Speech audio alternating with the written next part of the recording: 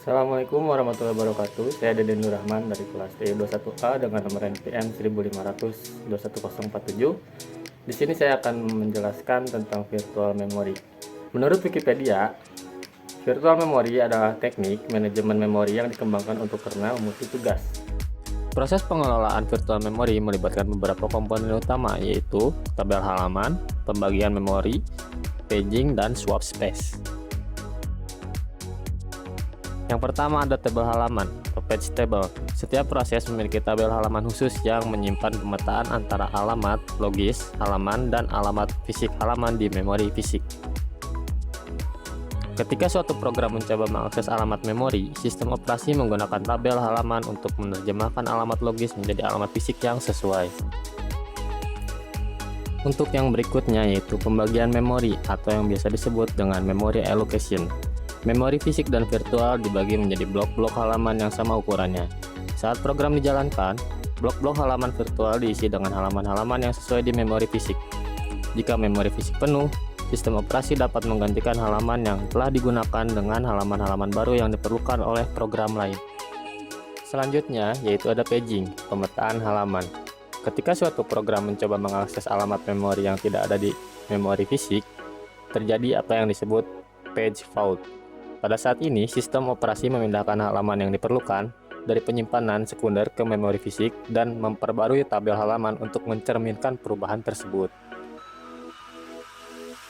Dan yang terakhir adalah swap space. Swap space adalah ruang di penyimpanan sekunder yang digunakan sebagai tempat penyimpanan halaman yang tidak aktif atau jarang digunakan. Jika memori fisik penuh, sistem operasi dapat menggeser halaman-halaman tersebut ke swap space untuk memberikan ruang kepada halaman-halaman yang sedang aktif. Penggunaan virtual memory memiliki keuntungan yaitu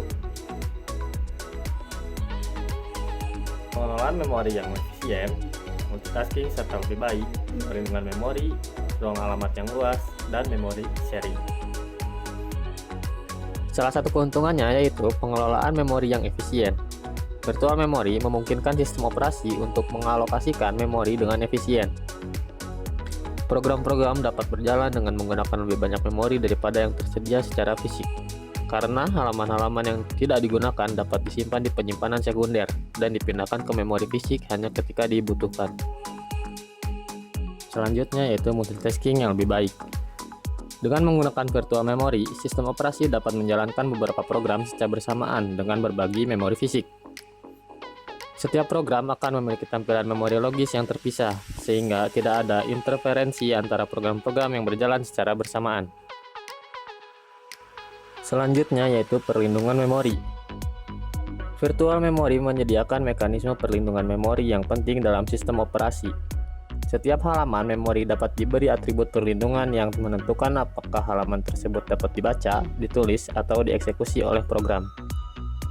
Ini membantu melindungi program dari akses yang tidak sah atau memori yang rusak.